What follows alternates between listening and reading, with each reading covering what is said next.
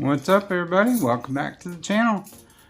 We got the new AlphaTIG came in the other day, and I did a real quick unboxing video and was going to get it set up and do some welding and show you guys how it worked. We had a slight problem though when I hooked up the regulator, the flow meter, to my new argon tank.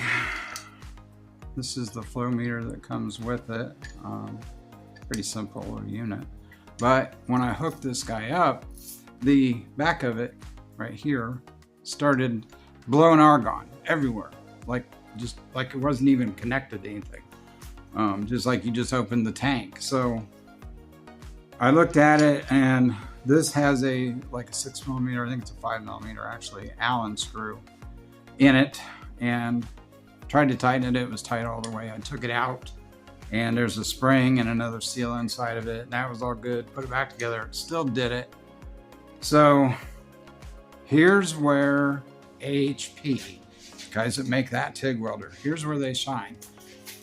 I got on the tech line that they have in the book listed on the front cover. It says, if you have any problems, call this tech number. It's a California number.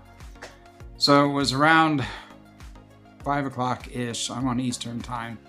So I knew they'd still be open there. It was like 2 in the afternoon in California. So I called them up, and I got a voicemail. So I hung up, and I thought, well, I'll call back in a little bit. So I called back a little later, left a voicemail, and probably 10 minutes later, my phone's ringing, and it was California number. So I answered it, and it was tech support. And the guy says, I told him over the phone what was going on. And he says, do you have a photo of it you can send me? I said, yeah, I'll run out. So I ran out here, took a couple pictures of it, and a short video of me with my finger over the back of it. And you can plug this leak with your finger, and then you can move it, and you can hear it, vert, vert, vert, vert. I mean, you can play it like a trumpet. So I made a quick video. I sent those back. We're doing this via email. And within 10 minutes, I had a tracking number for a new flow meter. That quick. And I said, look, your guys' book that comes with the manual that comes with this unit says to get it up and running within 72 hours, because that's kind of the window with UPS or FedEx to claim damages from shipping, where the unit gets damaged to where it won't work. And I said, I'm going to be outside my window by the time this other flow meter gets here. He says, don't worry about it. When it gets there, play with the machine. If you have any issues with it, call us. We will take care of you. And I thought, you know what? You just sold me on your brand, because customer service, as a lot of you know, especially even in motorsports, customer service can be horrible at best. I've been painting cars for 40 years, and I dealt with PPG at times way back. Didn't really like them. I thought they were kind of overpriced. I've always been a DuPont guy and a House of Color guy. But I had a customer back in 2010 that had to have, it was a rotisserie job, every nut and bolt restoration of a 70 Z28. And the primer, real quick story, if you bought an early second gen Camaro, the 70 to 81 body style, the 70, 71, 72, 73s and 4s were built in 2 different plants. One's Van Nuys, California. One was Norwood, Ohio. The Norwood plant cars were actually dipped in a vat of red oxide primer. So everything got covered in primer. It's that red, famous red primer everybody remembers from back. If it was a Van Nuys car, it was actually, once the shell was assembled, they were trucked down the street and they were painted in a booth type deal. They were sprayed. They weren't dipped. So when we stripped this car to nothing, it was a Norwood car, which its paperwork, its pedigree was right. It was in a red oxide. And the customer insisted, because before PPG became the company it is now, Pittsburgh Paint and Glass, when it was just the paint company, back in 1970, they were the manufacturer of that red oxide. So the customer said, we have to use that. So I did. It failed. It never catalyzed. It was a 2-part epoxy. It never catalyzed.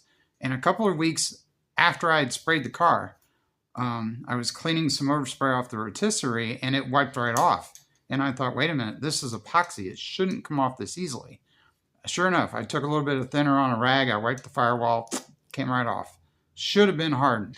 And called PPG. Long story short, the regional rep came from Atlanta, Georgia to Florida to my shop and said, well, you got bad activator, too bad. And I said, what are you going to do about it? And they said, no, you got bad activator. Strip it and do it again. Go get more paint. This was back then $300 a gallon primer.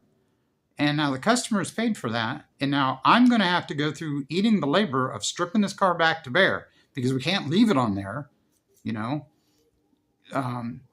It just isn't going to work. So we go through the whole rigmarole of changing. And I I bought DuPont and we sprayed it in DuPont and it worked fine. But long story short, I was done with PPG after that. Never again bought any of their product. So this little flow meter failing, which if you make 2 widgets, say you're making widgets, you make 2 of them.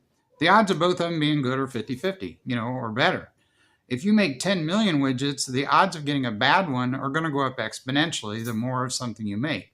And this is a pretty standard flow meter. There's a lot of guys making these, on the market. So, and it might even be one company makes all of them. So I wasn't surprised when I got a bad one. But the fact that AHP that quickly got me a new one out, no questions asked, that made my day. That showed me, hey, these guys are serious about taking care of me. And so that really sold me on them as a manufacturer. So, but anyway, the machine's, so she's ready to go. All I got to do is sharpen a tungsten yet. And then, we're going to start welding. The new flow meter will be here tomorrow. So, I'd ordered on Amazon. I got a bunch of 70. I got 70 S6 for steel. I got a bunch of 40-43 for aluminum. Harbor Freight had a deal going on this week. They had a sale. And let me turn you around here.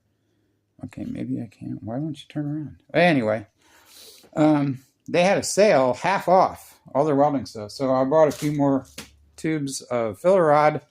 And because this is going to get a mild steel frame, I bought a box of 035 wire because I got 23 in the machine, which is why I got the cover up and I had to check. 23 is great for sheet metal because it's thinner, but I don't want to build a frame with it because I'll just be burning wire like crazy. So I'm going to put 35 in it to build the frame and get that done.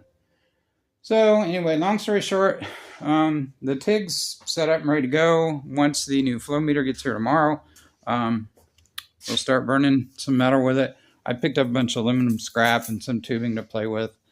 Just kind of get my settings where I'm happy with them. And like I said, I got a deal and got a bunch of filler. So I have, if you look, I have all my pieces that we took out of the shop kind of laid out.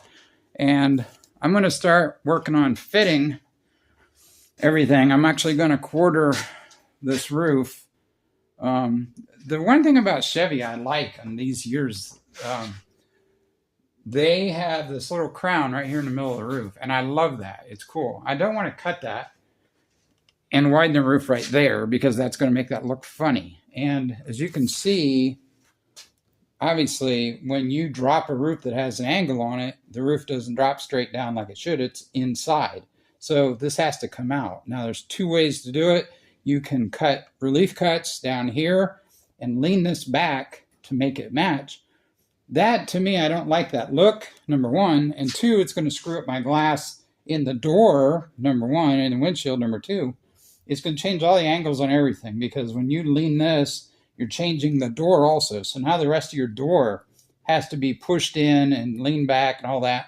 I don't want to do all that because I don't like the look. So we're going to quarter this roof probably here all the way across. And then you're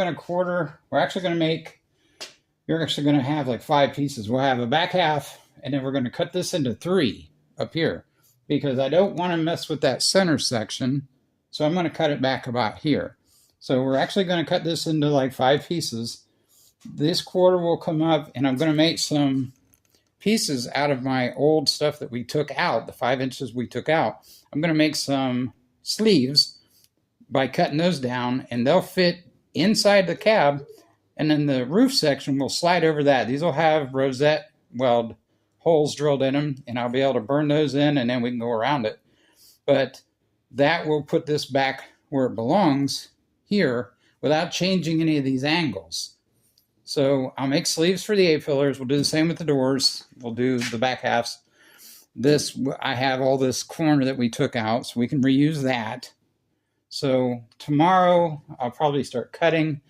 We'll get that cut apart, and that'll be ready to go. And then we'll start making our little splices, I'll call them, and we'll start putting those in.